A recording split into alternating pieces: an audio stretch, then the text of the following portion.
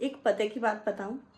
अगर आपने अपने जीवन में किसी का मूल्य पहचान लिया ना, कभी भी उसे हाथ से जाने मत देना। ऐसा ना हो कि जैसा मेरी इस कहानी के पात्र के साथ हुआ।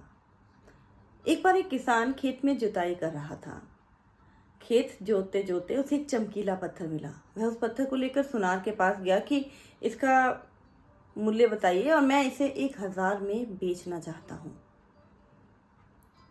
सुनार ने उस पत्थर को परखा, देखा और फिर उसका 500 रुपये मूल्य आंका। उसने कहा कि मैं तुम्हें इसके 500 रुपये दूंगा और तुम इसे ले लो।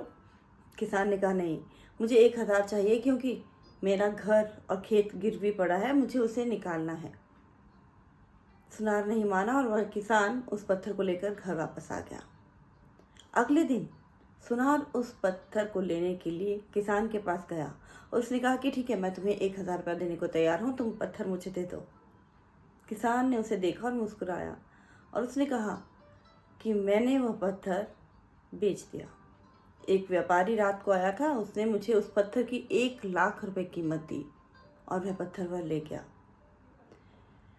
किसान की ये बात सुनकर सुनार सिर पकड़कर बैठ गया और उस पर चिल्लाने लगा कि तुम कितने बड़े मूर्ख हो कि तुमने उस लाखों के पत्थर की कीमत 1,00,000 रुपए आंक दी और तुमने उसे 1,00,000 में दे दिया।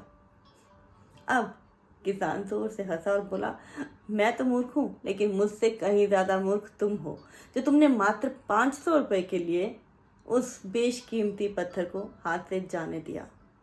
तो दोस्तों, आप लोग भी कभी भी अगर किसी का मूल्य पहचान गए, किसी रिश्ते का, दोस्त का, किसी भी अनमोल हीरे का, तो बस उसे थाम के रखिएगा, कभी जाने मत देना। क्यों? आपका क्या ख्याल है? बताइएगा ज़रूर। Thank you.